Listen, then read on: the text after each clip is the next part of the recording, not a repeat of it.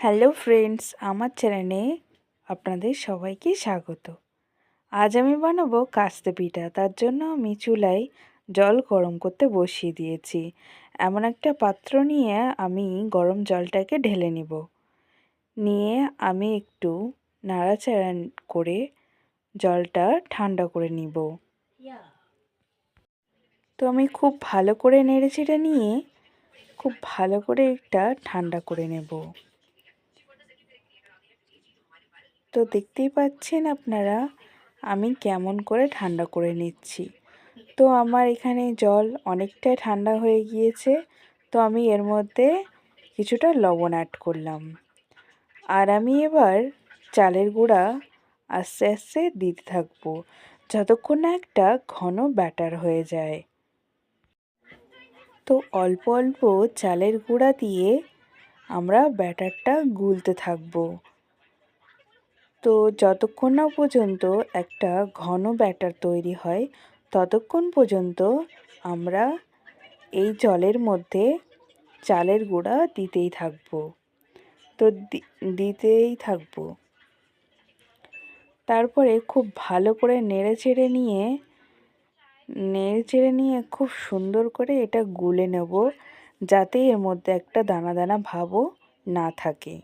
তো পারফেক্ট কাস্তে পিঠা করতে গেলে এই প্রসেসটা মাথায় রাখতে হবে। তো আমি এরকম একটা ঘন ব্যাটার করে নিয়েছি।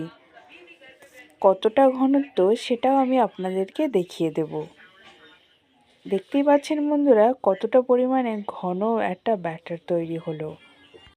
তো আমি কাস্তে পিঠেটা ভাপানোর জন্য এরকম একটা মাটির পাত্র নিয়ে নিলাম। তো পাত্রটাকে আমি খুব ভালো করে মুছে পরিষ্কার করে নেব। তো আমি একটা কাপড়ের সাহায্যে খুব ভালোভাবে কাপড়টা দিয়ে পাত্রটি পরিষ্কার করে নিলাম। তো আমার পরিষ্কার করা হয়ে গিয়েছে। আমি একটু জাল করে নিয়ে গরম করে নেব। তো আমি এর মধ্যে অল্প অল্প একদম সামান্য পরিমাণে তেল দিয়ে দেব। তেল দিয়ে এটা হাত দিয়ে ব্রাশ করে নেব। আপনারা চাইলে একটা ব্রাশের মাধ্যমেও করতে পারেন।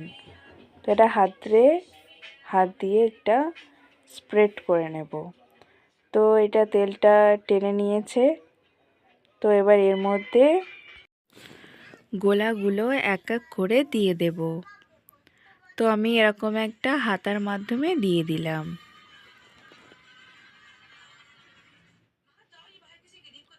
তো আমি এখন ঢাকা দিয়ে দিচ্ছি।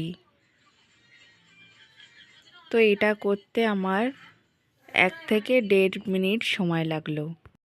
তো দেখতেই পাচ্ছেন বন্ধুরা কতটা সুন্দর বুক উঠেছে। তো কতটা সুন্দর হয়েছে দেখে নাও। তখন আমি উল্টিয়ে নেব। তো এটা একটু সময় নিয়ে উল্টিয়ে নিতে হবে, না হলে এটা ভেঙে যাওয়ার সম্ভাবনা থাকে। তো এটা খুব ভালো করে আমি উল্টিয়ে নিয়ে ওই পিঠটাও একটু সেঁকে নেব।